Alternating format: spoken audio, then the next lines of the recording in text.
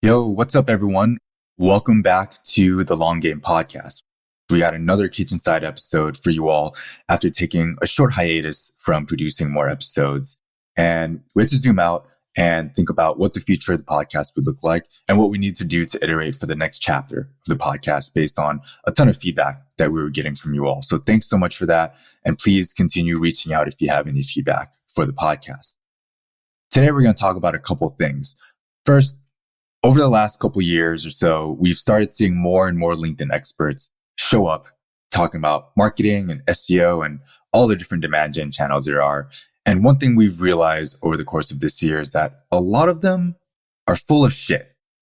We found that some folks actually hired those quote LinkedIn experts or LinkedIn influencers and found that a lot of these folks are really good at writing pithy LinkedIn posts that get a lot of engagement, but not the best people to actually implement the things they're talking about. And we go into this idea of the long form life, of exiting the matrix of LinkedIn and all these things and spending more time thinking and then taking those long form thoughts and turning them into longer form articles, not just these bite-sized pieces for engagements. And what came out of that conversation was this talk about the continued or increased use of these AI tools to produce content. And there's this idea of the AI dark forest, where in a world where a lot of content is being produced by AI online, how do you signal that you're a human on the internet? And how do you build trust if people are skeptical about AI? There was a recent news article about Sports Illustrated getting caught using AI and fake writer profiles to write content. And a lot of people were really pissed off about this. And they ended up unpublishing a lot of the content. And it seems like with good content, people want to know the human who wrote it. And so we go into detail talking about what the implications of this are. Now, the final thing we end with is we aren't a big fan of marketing predictions, just predictions in general, because the people making predictions don't have any skin in the game. They might be wrong. They might be right. Whatever the case, they get this engagement. And if they're wrong, there is no sort of accountability. And it's harmful because if they're wrong, but they're speaking with a lot of confidence and authority, people are taking that information and those recommendations and actually acting upon them. But if those things don't work out, these people aren't accountable. However, there are occasions where we read some marketing predictions or we see some online and we think, this person might be onto something. And whether we agree or disagree, there are some folks who are less about hyping up future trends and more about having more sober predictions on the industry. And we believe that these are the types of folks to be paying a lot more attention to, because it's not just hyping up something that maybe they even have a horse in the race on, but giving a more sober perspective on what the future might hold based on what we're currently seeing. And we discussed a couple of these predictions, and hopefully these discussions can help you figure out which of these sorts of predictions that you continue to see as we go into the new year are worth paying attention to and perhaps even acting on, or maybe just ignoring. So hope you enjoyed this first episode coming back from our hiatus, and we have a lot more coming for you. Thanks.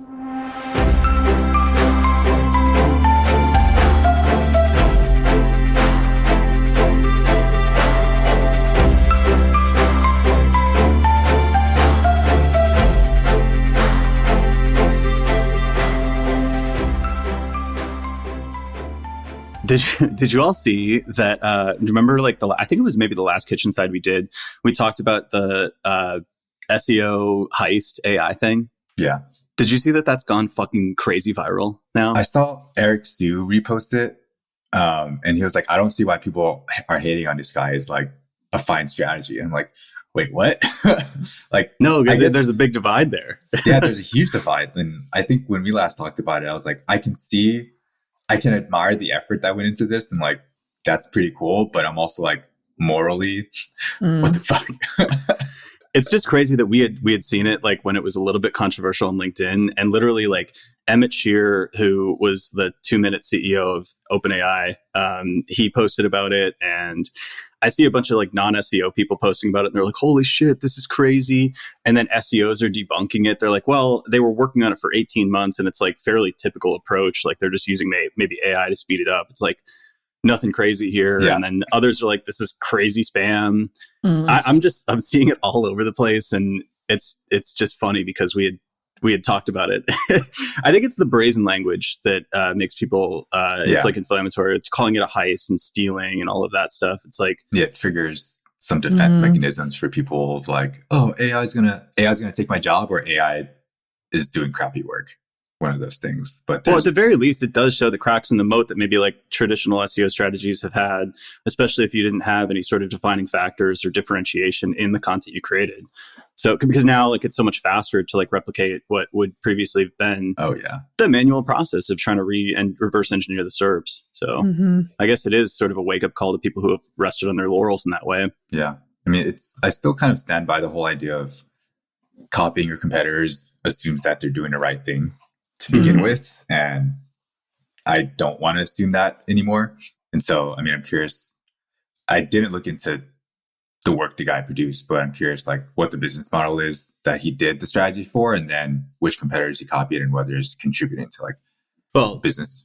John Henry broke that down actually. It was pretty, I don't remember the specific company, but they sell enterprise software, I believe. And they ripped off from exceljet.net. And that's like basically Excel formulas and like very kind of cursory, how to do like VLOOKUPs and shit like that. And it's probably not the type of content that's going to drive business results, but it's still impressive that you get like 500,000 sessions a month from organic. Yeah. Like regardless, you know, that's hard. I mean, it was hard. Yeah. My big takeaway of this is marketers don't know how to shut the fuck up when something's working. It's like, why couldn't you just like, if it was working that well, why couldn't you just like continue applying that tactic and just not talk about it? You know, because now it's like, it's so viral that like Google can and probably will apply a manual penalty, you know? Yeah. Yeah. There's the law of shitty click-throughs and then like channel fatigue. Maybe this is like tactic fatigue. Similar to like when pop-ups were a thing at first, they were converting at like 70% or something. And then now they convert at like 0.5%. Now everyone knows this thing, how to do this thing. Google knows, so they can figure out a way to maybe flag it, but everyone's going to be trying to do this. Maybe not everyone. A lot of people are going to. We talk about too much in the marketing space. It's like if you did a tactic that worked and you didn't write a Twitter thread or create a course about it, did it really work? Did it work? No. It needs to go viral or it doesn't count.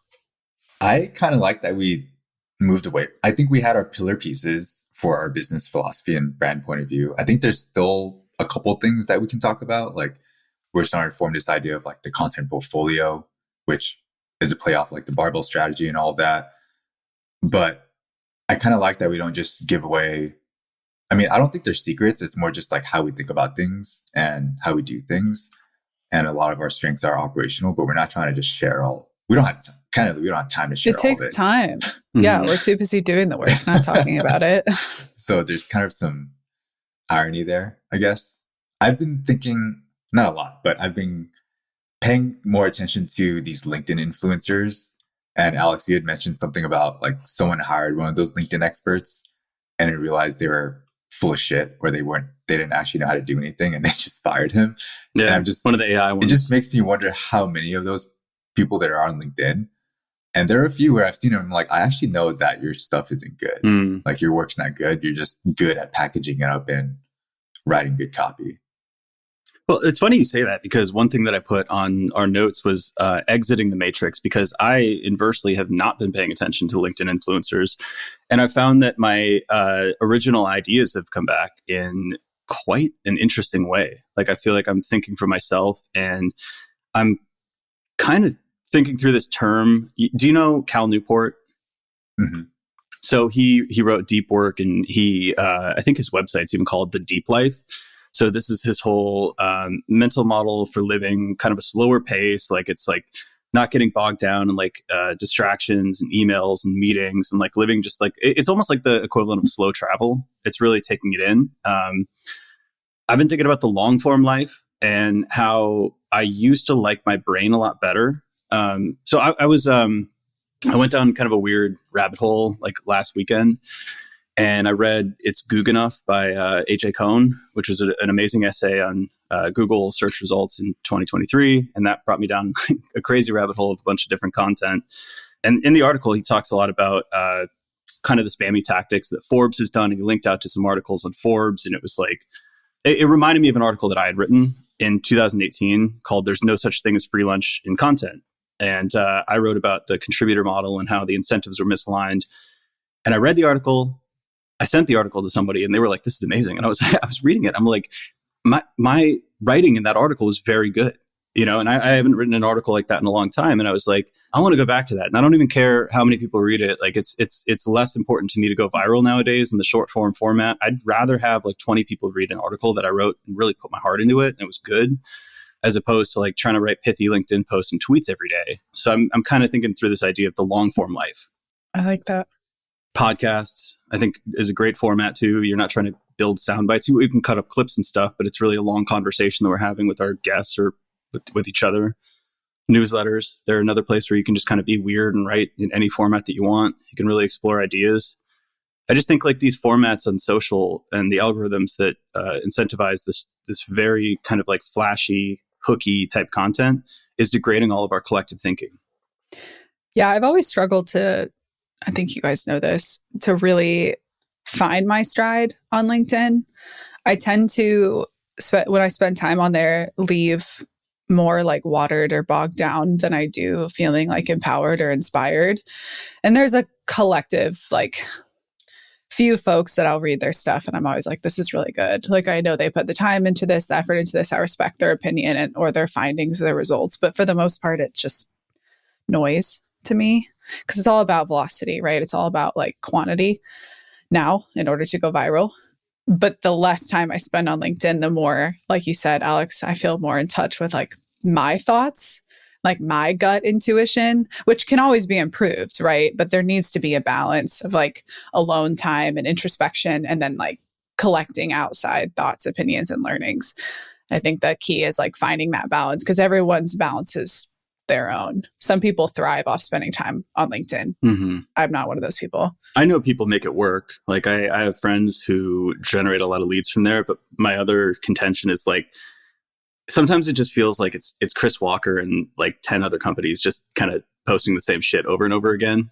And I'm like, who are we not reaching? Like who is actually not on LinkedIn? Because I was actually looking up like an old high school buddy the other day, and I was wondering what he was up to, and he's got a Facebook, and you know I could kind of see like he's a decently successful dude. And I tried to find him on LinkedIn, and he just doesn't have a LinkedIn profile. So I was thinking like, you don't need to be posting on LinkedIn, but like literally a lot of people don't even have a LinkedIn profile. So it's not like a fucking mandatory place that everybody has to be, you know? Yeah. There's a whole world that exists out there that isn't on social media. Totally. And like we've seen that with our recent kind of larger clients. It's like none of them had found us via like social posting. Yeah. I've been starting to notice myself moving toward wanting to do more long form as well. And I think it was from reading like the Goog Enough article, and which led me to reading Maggie Appleton's website about the AI dark forest. And I was like, first of all, this website is very well done. Like I love the design and the font, because that's the shit that I just pay attention to. But she has a collection of, here's my short form thoughts and here are my essays. I'm like, man, I do have a lot of thoughts. I just don't make the time to write them out or like reflect on them and figure out what exactly I want to communicate. And I miss doing that. And I'm probably going to do that over the holidays of like, all right, we've gone through a lot building the business and working with all these clients. Time to reflect and figure out what these thoughts are. And those might turn into posts for my personal site or for the Omniscient site. But I like that trend towards that better, because I'm tired of the short form stuff where I read a LinkedIn post and I'm like, I see why this got a lot of likes and impressions, misses a lot of nuance, and I'm tired of people ignoring nuance. Mm-hmm. It's just crazy how much like your thinking changes when you surround yourself with short form like inputs. Like taking the time to write an essay requires like long form thinking and like sitting with a thought and letting it formulate and reflecting on it. And even when you hit a wall, having the discipline to push through, continue to explore that thought or take a break and come back to it versus like 270 characters, 270 characters. This is all I need to deliver today, because your thoughts start to become shortened and like less inspired if that's all you're producing too. It's the same way with consumption too. Like reading that, it's Google enough article. And I went down the same rabbit hole and read all of the different links as well. And I felt like nourished in a way that I hadn't reading sort of LinkedIn takes and Twitter. I still end up on Twitter from time to time if I'm just like procrastinating. And I find that my brain enters sort of a hyper stimulated state where I kind of feel stressed, but also excited. But I'm not really reading, like I'm not really like remembering anything that I read. Mm-hmm. And in this case, like I felt like I had learned something. I felt like there was sort of an emergent property of like I had my own thoughts from reading it that made me want to write about certain aspects again. And it felt like the difference between, say, like just getting like a sandwich at the bodega or like a fast food meal versus like maybe cooking and nourishing like, vegetables. Yeah. I think it'd be cool to talk about the dark forest theory of the internet. Yes. What is it? The dark forest theory, it wasn't Maggie Appleton that coined it. I can't remember who had coined it, and we'll just post the link. But I'll just read from Maggie Appleton's essay, which is more applied to the generative AI impact on the dark forest. So the dark forest theory of the web points to the increasingly lifelike but lifeless state of being online. Most open and publicly available spaces in the web are overrun with bots, advertisers, trolls, data scrapers, clickbait, keyword stuffing content creators, and algorithmically manipulated junk. It's like a dark forest, but it seems eerily devoid of life. All of the living creatures are hidden beneath the ground or up in the trees. If they reveal themselves, they risk being attacked by automated predators. So humans who want to engage in informal, unoptimized, and personal interactions have to hide in closed spaces like invite-only Slack channels, Discord groups, email newsletters, small-scale blogs, and digital gardens, or make themselves illegible and algorithmically incoherent in public venues. So that's sort of the concept. I think we're pretty much talking about that with LinkedIn. So yeah, I guess like I'll frame the article too. So her concept here is that like this is about to get worse because of large language models. So we can instantly generate tons and tons of human-like text. And she, in her essay, I thought had a really interesting angle on the Turing test, which is robots kind of proving that they're human or passing the test that we believe that they are human. And she's like, maybe the more important test is like, how do you signal you're a human if you are a human in this world? Yeah. And I thought that was a more interesting question to ask. Yeah, it's interesting because I read the book The Dark Forest, which is sci-fi, and like the whole, like the original hypothesis is we have not found alien civilizations because they don't want to be detected because they don't know if we're hostile. So by that nature, we should also not want to be detected by alien civilizations because we don't know if they're hostile. And in this case, it's like, if there's all these people creating content with AI, it's like, who's actually a human? Who's real on this thing we call the internet now? And I remember I joked about this when the pandemic ended. And I was like, yeah, everyone wants to meet in person, go to conferences, go get dinners, like group dinners, even if it's with strangers. And I joked with Cash on the podcast, and I'm like, yeah, soon enough, like people are just going to do door-to-door sales. And he was actually like, someone just knocked on my door yesterday selling me software. And I was like, wait, like software? Like they probably could just cold email it to you, but they were at your door. He's like, yeah, I don't know. Maybe they like knew my zip code and saw a bunch of prospects in my area and knocked on my door. And he like had a whole conversation with them. So my high level thought is just like, yep, I don't have an answer, but it just makes me even more believe that people might just trust the internet less or what they see on the internet and focus more on like who they know is a real person. But then that doesn't answer your question of how do you signal that you're a real person? No, but this is good framing for it. I talked to Chris Toy from Marketer Hire on the podcast a while back, and we talked about AI and more from like the, what innovative solutions we can come up with using AI. And of course, he's a marketer. So we talked about sales development, mass emails, mass content creation. And I posed the question around second order effects and third order effects of that, which is like, sure, like if we can all create this, like we will, and there's going to be probably an arbitrage opportunity. The second order effect, though, is that everybody starts to copy and start doing the same thing. And the third order effect is that people start ignoring it. So the tactic diminishes in effectiveness. So then you got to do something else to stand out. And it's almost like, in that case, like maybe being flawed and imperfect in your email communications would signal that you're human, or, like maybe there's almost like reverse signaling. Because like I certainly already at this point, I tend to ignore outreach or comments on LinkedIn, for God's sake. Like you see them all the time. It's like the most fucking obvious thing in the world that it was AI generated. And I just disregard you entirely as a person. Like if I see anything that's AI generated, and it's like, it could be a very helpful and enlightening comment, but if I know it's AI written, I don't give a shit. Yeah, I would imagine folks like us who work in digital primarily are more sensitive, or at least like have the default assumption that something is AI generated because it's so prevalent in our day to day. I would imagine like the average consumer who works, maybe they're a nurse or a teacher, they aren't as primed for that, and they don't have the same sort of scrutiny yet, or the same sort of distrust for the internet, which is almost scarier depending on how they're being marketed to or reached out to.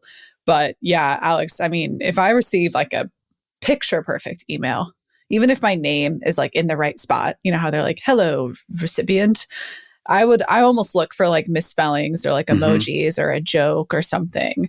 Not that I reply to most outreach, but if it's too clean, I'm like, nah, this isn't anything.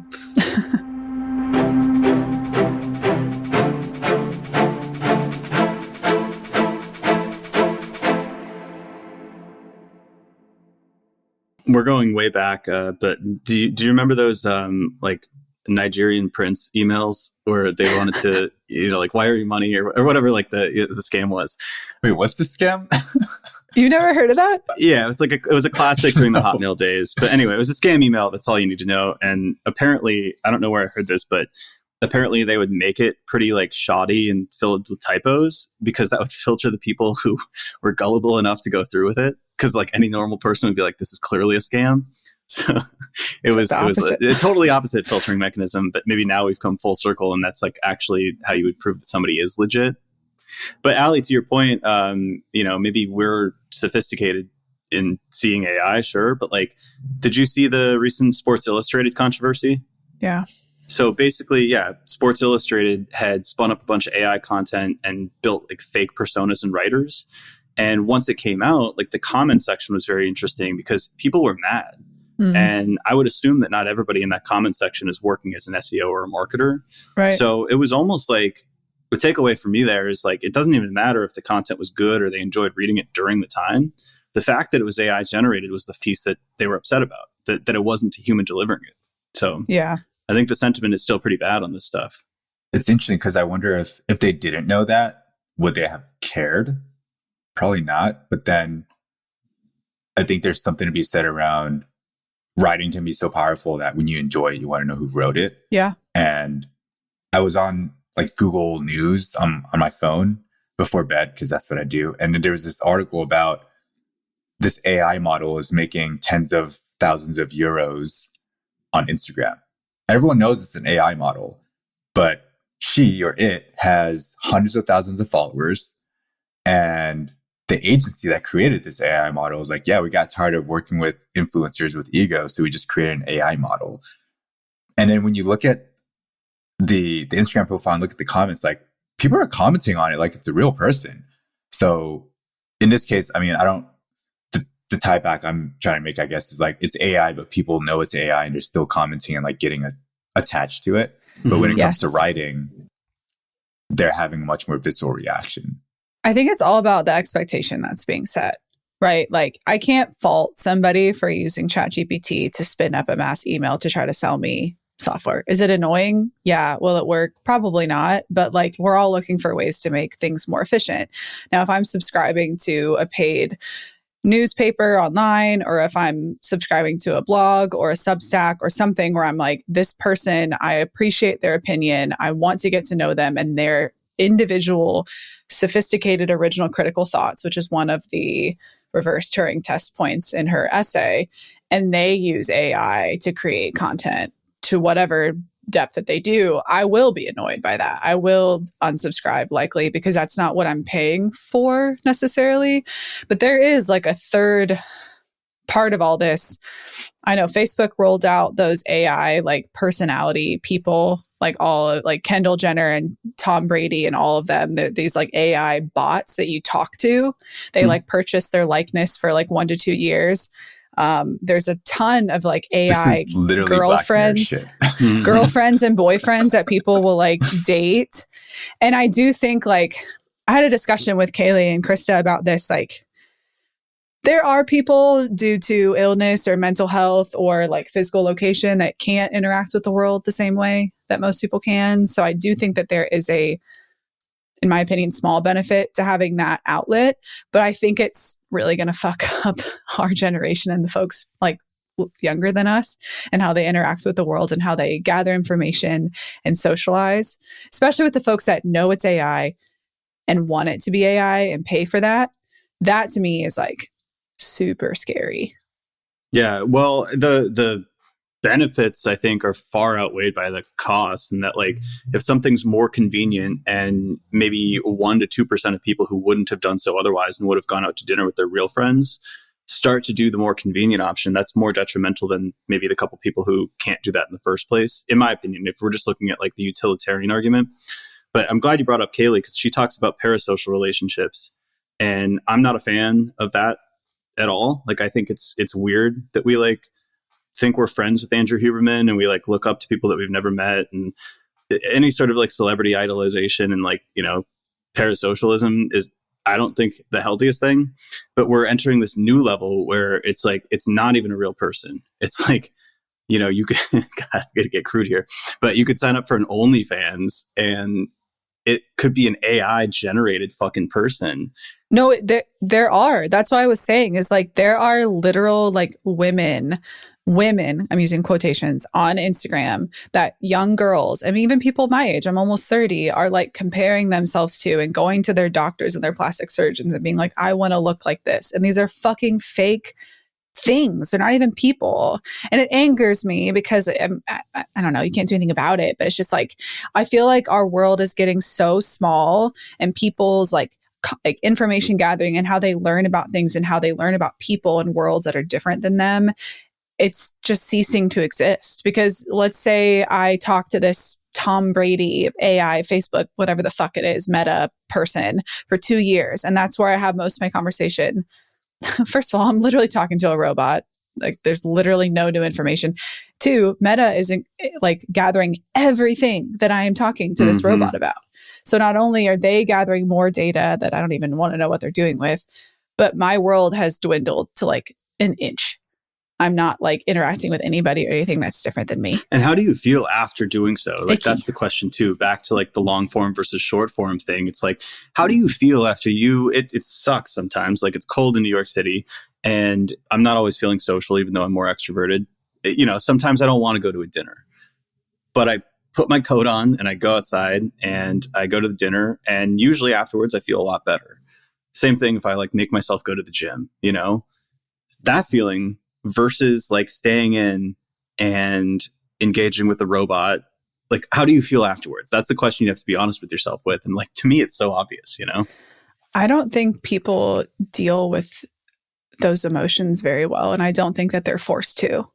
I remember that Black Mirror episode, David, you mentioned Black Mirror, where I think someone lost her husband and they created like a AI bot of the husband. And she just carried on with her life, never had to deal with grief, loss, emptiness, sadness. And eventually it all blew up. And this is that, but on micro levels across like many, many different people and many different emotions.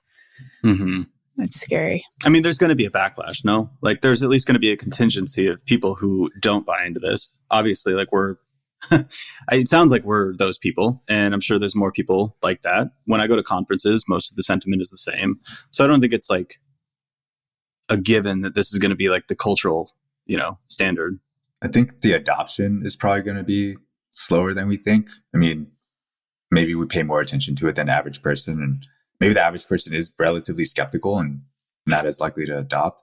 The part that I think about is the people in business, like large scale business with a lot of reach, like Sports Illustrated, using these things and how that might cause the backlash.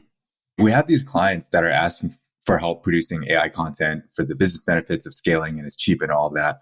And I have to frequently remind them how these tools work and how it's like, you're just going to produce a lot of generic content and like, maybe it'll work in the short term.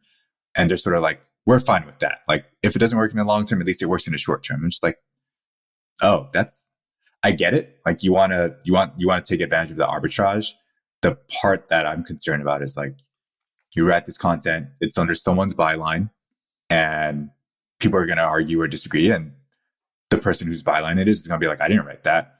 Or they create a fake persona, and we see what happened with Sports Illustrated. And when we go back to our philosophy of, hey, you need to have some point of view on your industry that needs to be infused and like have some actual firsthand experience, it completely dilutes that whole aspect of the double eat approach to content production. So, I mean, how do we respond to that? And how should people think about the balance of these tools enabling that scale, but also these second order consequences? One, I think it's totally fine to do short-term tactics if that's in your like experimental framework. Two, it doesn't need to be generic content. It's all about the underlying data that it's trained on and the fine-tuning. So it doesn't necessarily mean that it's going to be generic, but most cases it is. And three, I think it depends on the type of content you're producing. So if you're producing a glossary, actually, to me, like I don't care if I have a AI generated answer because I'm just looking for something quick. And if you can maybe spruce it up with a little bit of editorializing, like to me, that's totally fine. So case dependent for me. Yeah, or listicles. I know that we produced like comparison listicles or like software breakdowns where AI models were able to gather like all kinds of data points that would have taken a lot of manual review of a lot of different review sites. Obviously, you have to go back and kind of spot check to make sure that the data points are accurate. But that's in terms of types of content, Alex, that's another one I've seen a decent use case for. And I think even with like thought leadership or whatever phrase you want to use there that really incorporates or plays off of brand POV, there's going to be introductions and conclusions and meta descriptions and titles and things you can use AI to speed up the production of. I still haven't figured out how to ideate or produce that stuff at scale using those thought leadership inputs or the brand POV inputs. I know that's something we're experimenting with right now with a client. Side note, what if we all as an industry agree and we do a little handshake with Google to just stop writing introductions and conclusions and just write the point of the article? Well, there's always going to be an introduction. Does there have to be? No, it's got to be an introduction, 3 paragraphs, and a conclusion, Alex. Don't you notice? I'm a big fan of that. Haven't you been struggling with this? This article will cover this. Yeah, fuck Let's that. get started. I just want the answer. Like, I kind of like this new trend. I think Gaetano has talked about it, where it's like, just give it right up front. Yeah. First line in front, or there's some editing model like that. You know what I'm talking about? Mm-hmm. Yes. So I don't know what it is. There's an editing model. It's like an acronym. There was like first line. I think it's like in front, or I don't know what it is. That sounds real. Or most important line. It's basically like putting the most important shit up front. Like, you don't like, you know. I actually really appreciate that too. When I'm reading stuff and I'm like, I scroll to the bottom, like, this is really long, but at the top they have a summary of like main takeaways.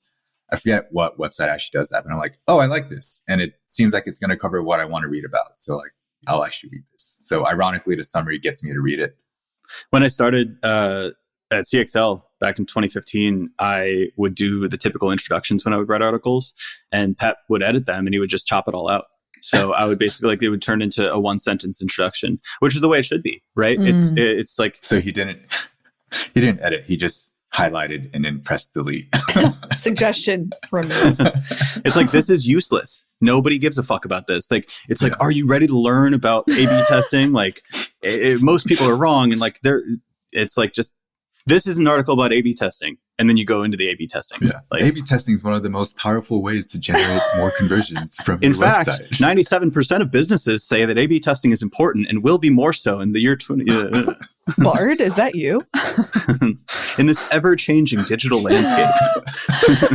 Oh my God. We need to continue evolving to stay relevant and continue growing the business. I'm triggered.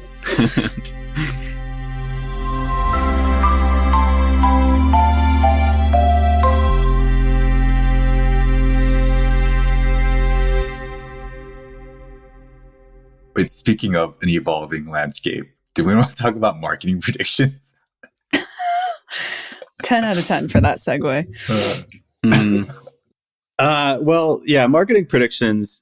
I like these predictions, but I hate predictions. I hate the idea of predictions because it's asymmetrical in value, in that if you are wrong, no one ever comes back to correct you. You never have to say, I apologize, and people take your advice and they run with it. A lot of big companies and thought leaders will put them out. The predictions are always backed up by, well, it's what they're selling, usually a vendor or a thought leader who has a consulting business, right? So we could easily sit back and say, I think that organic growth is going to increase in value, and I think SEO is more important than ever. We could give all the arguments for those, but yeah, predictions are bullshit. No one knows what's going to happen. Maybe we'll have another global pandemic next year. Who the fuck knows? The predictions here I thought were good because they were curmudgeonly, which I love. Okay, so Clark Barron did these, founder and CEO of Demand Gen Therapy. And he said it too. He's like, marketing predictions are meaningless content fodder. Anyway, here's my 4 predictions. Let's roll. So the first one, roaming bands of go-to-market mercenaries are going to dumpster most agencies. You've probably seen a few of these take shape over LinkedIn. Yeah, he's saying a lot of go-to-market, like individualized, like SEAL teams of go-to-market consultants are going to beat out agencies. That's probably true. That's one of our big threats. I think for us, we kind of can be like a SEAL. He's using like SEAL team, so I'm using it. SEAL team for organic growth programs. Yeah. Bring us in, build it from scratch. Stay lean, move fast. We're specialized too. Yeah. I think like, especially for the large multi-service digital marketing firms who do a little of everything. I never understood that anyway, until I talked to enterprises who want one throat to choke, so to speak. But nowadays, like there's more part-time, fractional, if you want to be fancy, marketing hires who used to be VPs and whatever at big companies. I do think they're largely, like a lot of them are bullshit though. And I've heard this firsthand, and I can't say names, but like a lot of people who were like large company. The fractional? Yeah, no, because a lot of them they were executives at large companies and have no fucking idea how to do the work for startups. So they'll charge $10K a month. And I have literally specific examples of people we all know who are complete fluff. And I think there is going to be a little bit of churn and burn going on as this becomes more common. I need to hear names later. Yeah, for sure. But just because you were like a VP at Google doesn't mean that you know how to like allocate resources and grow and experiment a Series B startup. And those are the companies who are typically looking to place fractional, part-time SEAL teams of go-to-market professionals, right? It's not SAP who's looking to do that. So I don't know. I'm kind of mixed on that one. I like the trend though, because it means that companies can hire really good talent if they find the right people. Like they can hire really good talent without paying the full-time salary, because most of them don't need that at their stage anyway. Mm-hmm. And it kind of makes it harder for not as smart people to hold on to, like not as hardworking or smart people to hold on to their jobs.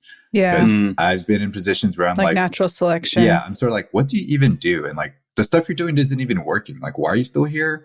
So if you bring on someone who has done it before and they're like, hey, your team's not performing, that actually helps level up the bar, at least like from the business sense. It sucks for the employee who was kind of hiding. Yeah. Yeah, fuck them. Well, I mean, and what he's saying about dumpstering most agencies, like, I'm okay with that too, because I think it makes us do better work.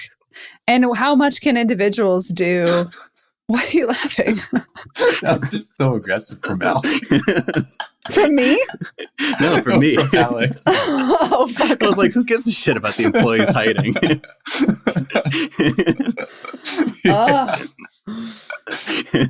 You're laughing because you agree. Yeah, you said it. I'm just surprised you said it. Can I go now? Allie, sorry. I was going to say, I'm not even upset about the prospect of them nixing the agencies either, for the same idea of like these agencies that sell these prepackaged services that don't pivot or bend for anything. And they're not even good at their jobs. It's these big teams of consultants that do nothing. Fuck them too, right? Like not only does it hold us to a higher standard, it makes us grow and bend, which we are. And we can deliver more than these individual mercenaries can anyway. So I think we're the best of both. Yeah, if you're truly an Ayn Randian capitalist, if you truly believe in the Adam Smith mechanisms of capitalism, then you are against freeloaders, yep. right? If you're not providing value to the world, then no value accrues to you. That's how capitalism works. You create value. It's net positive. It's not stealing from the same finite pie. And if you're not creating value, you shouldn't create value. So Alex, totally everybody agree with that model. deserves success. Everyone deserves a trophy. I'm Just for saying, playing. I'm not saying this is my argument. I'm just saying if you were a true believer in Adam Smith. I don't agree with that. I wouldn't say I'm a true believer, like cold-hearted capitalist, but as we built, this is more like the kitchen side of things on like my views on business, but as we built this business, everywhere I look, I'm like, oh wow, a business created that. I'll be on a plane, I'll be like, a business created these seats and created these pamphlets and these windows and the tires on this plane and like on my desk, like multiple businesses created all the shit I have on my desk. And I just think it's such a beautiful, intricate system of people creating decorations or like equipment for others to use. And yeah, you have to pay for it, but hopefully you are also creating something of value for like those in your life through your business or services or employment. And I think it's just a beautiful system where you can hate on it all you want, but it somehow works very well. Like we all have a role to play in like, hey, how do we make the lives of the people around us better? Like whether it's a faceless entity like another business, or whether it's like the clients that we work with face to face who work for these faceless entities, but like we make their lives easier through our agency. And maybe not everyone can relate to that, but I find that whole system beautiful, like, cause it's all self-enforcing and everyone's figuring out how to provide value in some way, theoretically. And so if there's a freeloader sitting there not doing anything, getting paid and not providing value, that morally doesn't sit right with me because a lot of people are working hard to provide that sort of value. I'm totally going to cut that into a clip and put that song on "Proud to Be an American." With like the flag behind you. Dude, that was so beautiful. I love that. Bald eagle flies in the background. Oh man.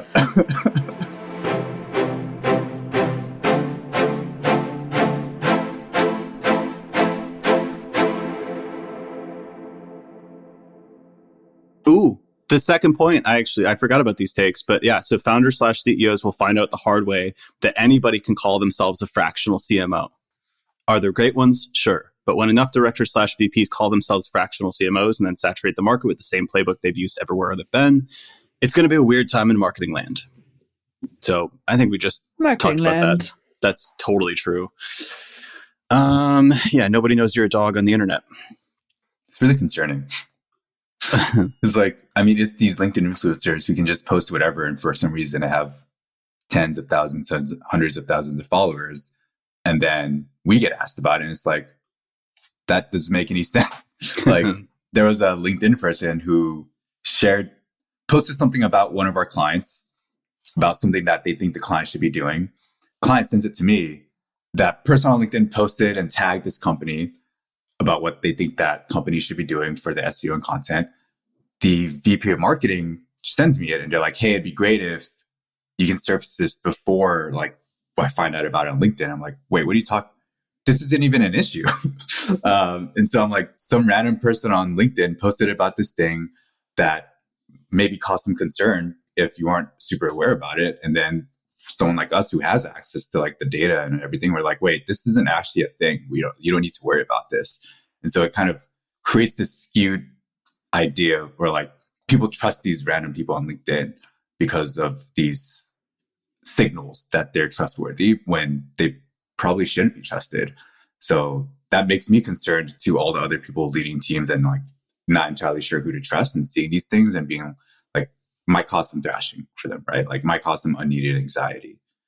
I think everyone goes through it though. Yeah. Maybe everyone's got to figure out who to trust on the internet and got to make some mistakes and trust the wrong people, invest with the wrong people. Yeah. I mean, fortunately for that person, they had me to tell them not to worry about it. If I didn't tell them not worry about it and show them the diagnostics, they might have spent days or hours trying to dig into this and like getting the engineering time to go try to figure it out, which would not have been a good use of time. So there are like some negative consequences there. Absolutely. All right. Third point, exploring AI will be realized as a complete waste of time for a lot of marketing teams due to existing broken processes. And I want to follow up because the next two sentences are awesome. Stop and really think for a second. You know that lead gen versus demand gen is still a conversation, right? People still think that's a debate. I love that. I completely agree with this one. And also, our guy, Chad Sanderson, talks a lot about this with regards to data and the infrastructure that exists. And he's basically like, you think you're going to run mass scale generative AI and your data's broken? Like, it's like if your underlying frameworks, your underlying data, your underlying processes are broken, AI is not going to do shit. Yeah. I think I've seen that just generally too, in not just AI, but like anytime there's a new technology or like a new trend, people rush to solutionize. It's like the religion of solutionism. They're like, how can I fit this in? Like, doesn't matter what the problem is. Like, I have a hammer, I'm looking for a nail, like that type of thing. I'm guilty of that. And I need to like step the fuck back. I think there's always ways to improve, but it's like growth and efficiency for the sake of growth and efficiency. There's a ceiling somewhere. Like businesses that try to eke out every extra second, every extra cent. Like, I think that's part of the approach here. I'm sure there's CMOs and CEOs all over the world. What do you all do with AI? How are you guys implementing AI? How are we becoming more efficient with AI? And it's just like continuing to layer all this like nonsense on top of broken systems, no data. They don't even know what working well means to begin with, or like what efficiency looks like to begin with. So, all right, brand deals with B2B influencers are going to be problematic, and there are marketers already exploiting a key vulnerability. What the hell am I talking about? I'll put it this way. LinkedIn is sliding down the learning curve. Like, this language is so funny. LinkedIn is sliding down the learning curve like the banana splits when it comes to regulating disclosure on paid brand deals. There's going to be an issue on transparency that's going to breed a lot of shady shit for a while. So I think he's saying that there's going to be a lot of B2B influencers. Yeah. So it's like when people pay Dave Gerhardt to like post on LinkedIn about their hockey stack software. But it's not like marked as a paid advertisement. I don't know. Sometimes they do, sometimes they don't. Oh, interesting. But you can see these obviously pop up. Like I've seen them from time to time. Sometimes they say this is an ad and sometimes they don't. It's obvious in both cases. I like when people say this isn't an ad. I just love it so much. I'm like, I believe you. I don't believe anything else. Oh, now everyone's going to say it's not an ad when it is. Actually, that's like fraud. That's illegal. What is that phrase? The lady doth protest too much. Yeah.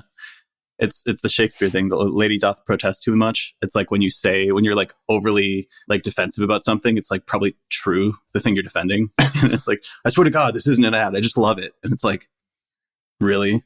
Why are you so defensive about it being an ad? Is there, maybe like to close this out, is there a tool that y'all have been using recently where you're like, I fucking love this tool? I think the standards, like I think SEMrush has really been improving in my experience. Surfer's dope. I just use ChatGPT for a bunch of stuff. Google Sheets. I don't know. I like spreadsheets. I've legitimately started to just like paper and pen my ideas out more. Like that's been my whole long form life thing. Like just being more of a Luddite. I'm like, actually, like all of the tools, like, yeah, they can make me more effective and efficient, but like what was missing was the ideas in the first place. And that's what I personally am going to spend more time on at the end of the year and next year.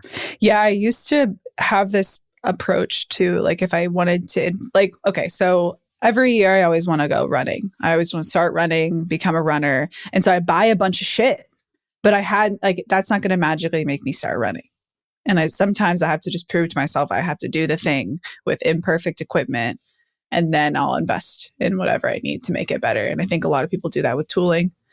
They purchase things or subscribe to things thinking it's going to magically build the habit or make the system. But there's a lot of DIY stuff like pen and paper, spreadsheets, checklists, stuff like that, that you could, do the bare bones of whatever it is and then invest in the tool. Just a little thought. What about you, David? I've been using ChatGPT a lot more.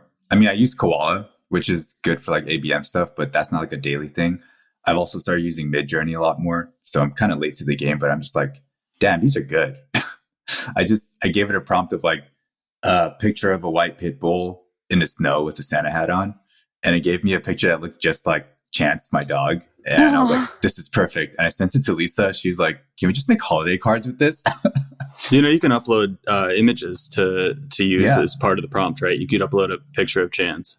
Yeah. I wanted to see what it would do without a picture uploaded, because I don't want anyone to just take Chance's image data and put it everywhere on the internet, This data privacy is very important. To Chance, yeah, of course. Oh my God. Cool.